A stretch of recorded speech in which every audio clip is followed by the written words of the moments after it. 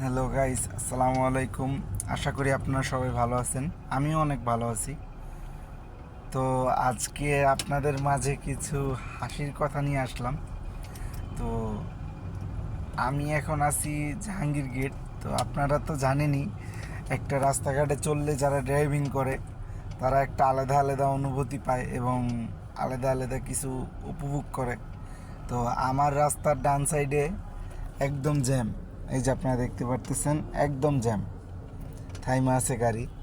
তো আর আমার রাস্তা একদমই ফাঁকা, একদম ফাঁকা।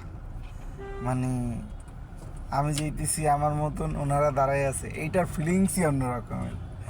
এইটা বাইকের ভিতর বলেন, এবং এখন যে দেশের দুর্গতি, সেই অবস্থায়ও আপনার দেখতেছেন যে মানে এই অটোরিকশার জন্য যেই হাল দেশের, বলার বাইরে। কিন্তু তাও অনেক মানুষের অনেক উপকার হয়, এটা দিয়ে অনেক তাড়াতাড়ি অফিসে যাওয়া যায়।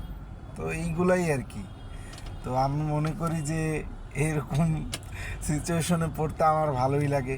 আপনাদের কার কার কীরকম লাগে আমাকে জানাবেন, আমার কমেন্ট বক্সে জানাবেন। তো আমার ভিডিওটা শেয়ার করে দিবেন এবং আমার জন্য দোয়া করবেন। আসসালামু আলাইকুম রহমতুল্লাহি ওয়া বারাকাতুহু।